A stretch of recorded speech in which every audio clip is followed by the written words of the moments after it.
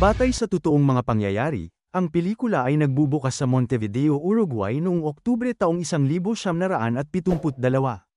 Ang Old Christians Club Rugby Team ay nakikibahagi sa isang matinding laban sa kanilang karibal na koponan. Ang isa sa mga manlalaro na si Roberto ang humawak sa rugby ball at tumakbo ng may determinasyon, na hindi pinapansin ng mga panawagan ng kapitan at ng kanyang mga senior na ipasa ito. Dahil dito ay pinagtulungan siya ng kalaban na koponan at natalo sila sa laban. Kahit na natalo ang Old Christian Club, ang kalagayan sa locker room ay nananatiling masigla. Ang mga manlalaro ay sabik na inaasahan ng isang paparating na laban sa Chile, na tinitingnan ng paglalakbay sa ibang bansa bilang isang kapanapanabik na pakikipagsapalaran.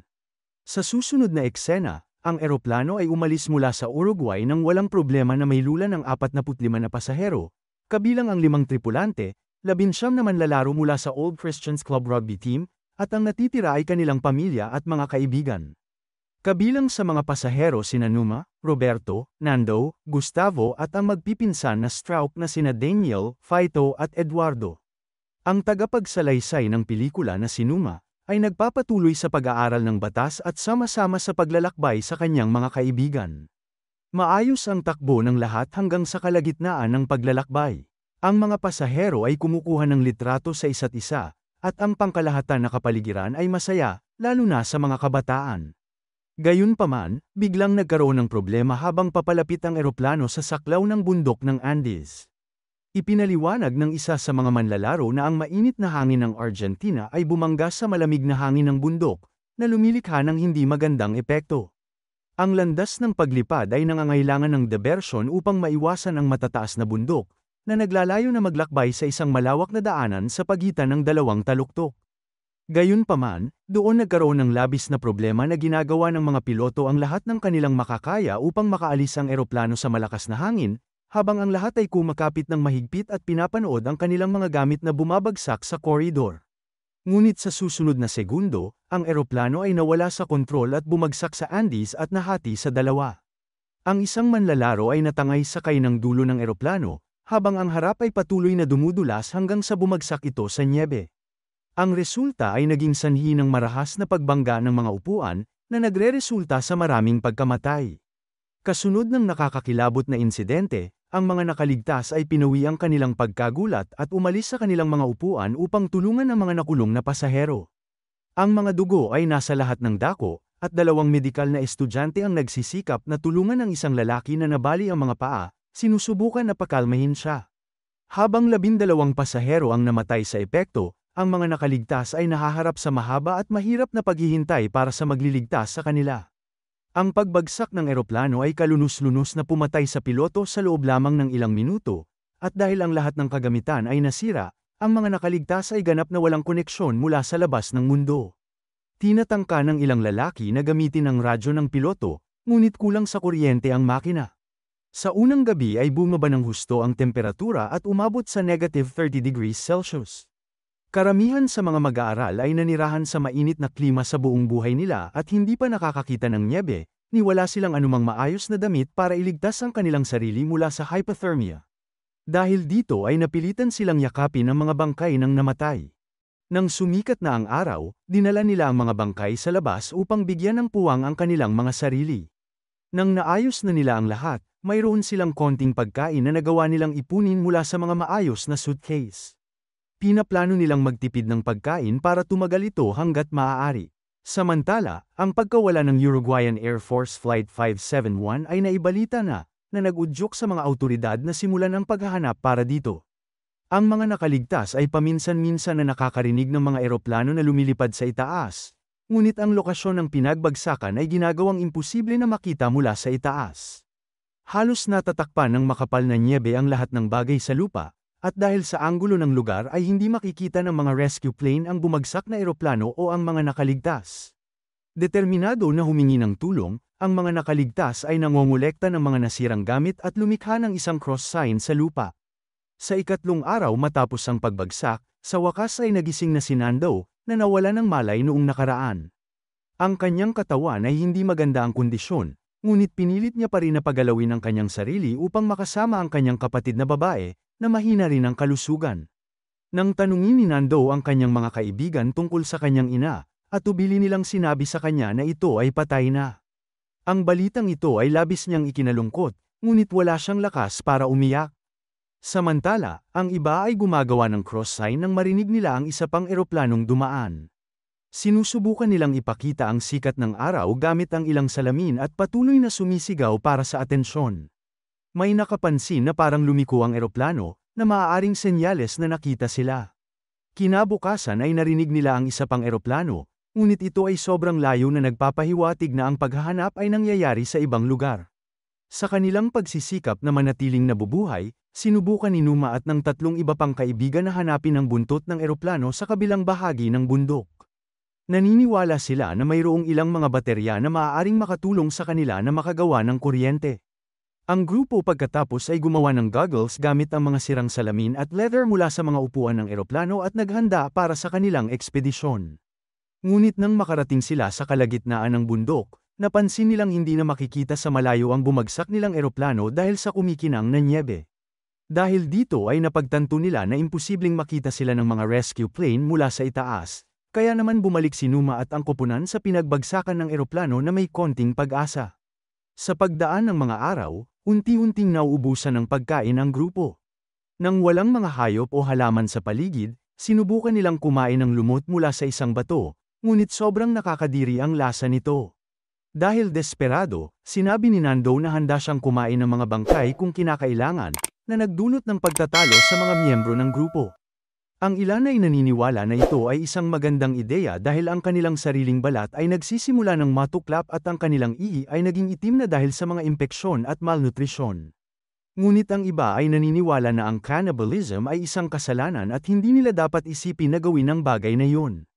Sa huli ay nagpasya silang maghanap ng ibang paraan upang makakain at mapanatili ang kanilang sarili na nabubuhay.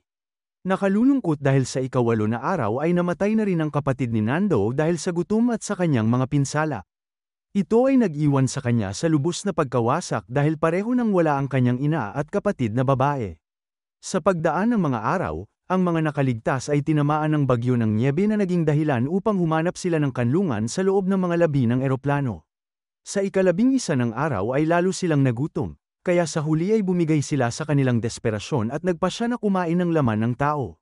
Ang mga magpipinsan na Stroup ay nagkusa na pangasiwaan ang sitwasyon ng may paggalang hanggat maaari, pinuto nila ang karne mula sa mga katawan habang inilihim ang pagkakakilanlan. Pinatuyo din nila ang ilang karne sa ilalim ng araw para mas madali nilang makain ang mga ito. Isang araw ay natuklasan ng grupo ang isang bagong suitcase at nakakita ng radyo sa loob nito. Nagawa nilang mapaandar ito, umaasa na makakarinig ng balita ng isang rescue operation.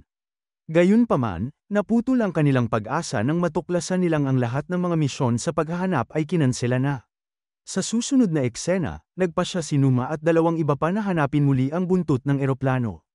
Nang sa wakas ay nakarating na sila sa kabilang pinagbagsakan, natuklasan nila ang walang buhay na katawan ng marami sa kanilang mga kaibigan.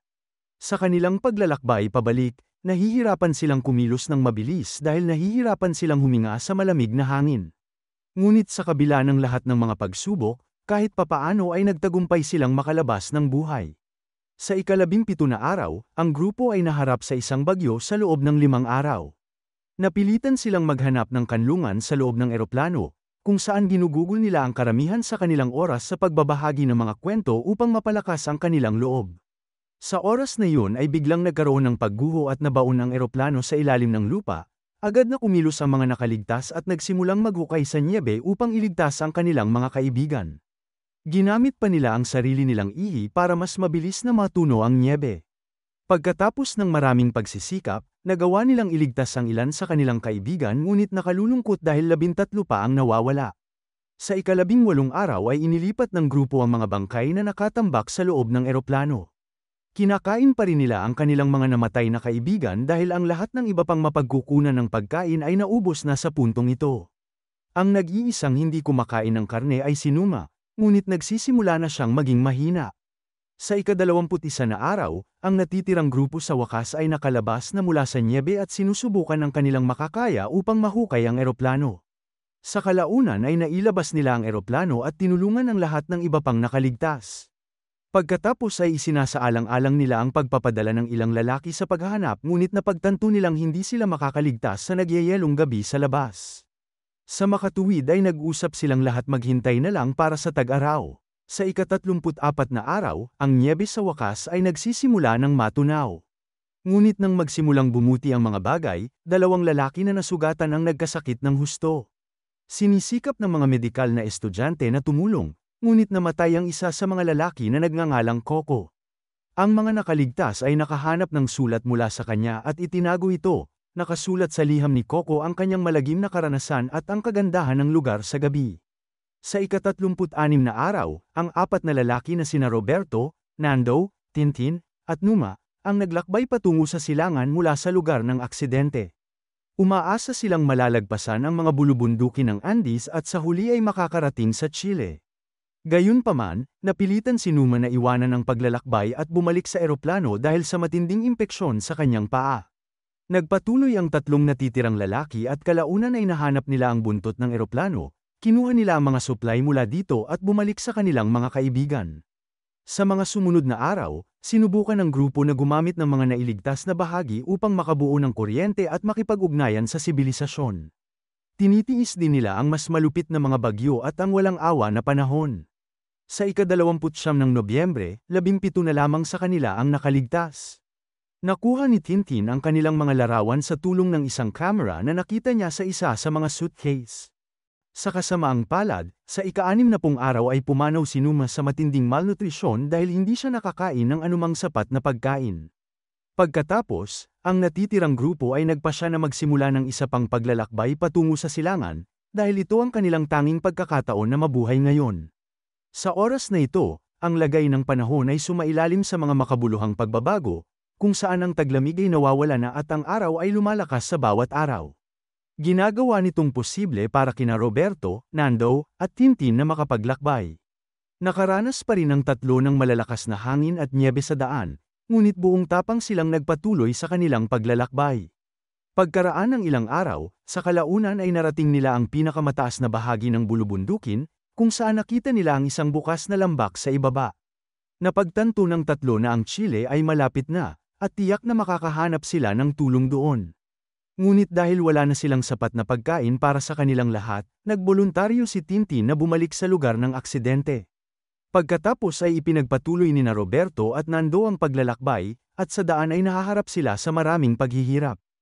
Pero pinaalalahanan ng dalawa na sila na lang ang pag-asa ng kanilang mga kaibigan, kaya dapat silang magpatuloy. Matapos ang ilang araw na nakakapagod na paglalakad, sa wakas ay narating nila ang isang ilog na pwedeng inumin. Nakita rin nila ang isang butiki, na nagpapahiwatig na ang lugar ay tinitirhan ng mga organismo. At sa oras din na yun ay nasaksihan nila ang isang tao na nakatingin sa kanila mula sa malayo. Ang dalawa ay buong lakas na sumigaw para humingi ng tulong, ngunit ang lalaki ay walang marinig dahil siya ay nasa kabilang panig ng ilog, kaya naman naghagis sila ng papel at panulat na ginamit ng mga lalaki upang agad na ipakilala ang kanilang sarili at ipaliwanag ang kanilang malungkot na sitwasyon. Nang matanggap ng lalaki ang papel ay nagulat siya at agad na sumugod sa nayon para humingi ng tulong. Ipinaalam niya sa mga awtoridad ng Chile, at ang hukbo ay nasangkot sa isang malawakang rescue operation. Nang maglaon, ang parehong lalaki ay bumalik sa ilog at sinamahan ng mga nagugutom na lalaki pabalik sa nayon. Pagkatapos ay inalok niya sila ng pagkain, at tuwang-tuwa silang nagsimulang kumain dahil ito ang unang pagkakataon na nagkaroon sila ng sapat na pagkain sa mahabang panahon. Di nagtagal ay pinalibutan ng ilang pulis at media reporter ang mga lalaki, dahil sabik silang makuha ang kanilang mahimalang kwento ng kaligtasan.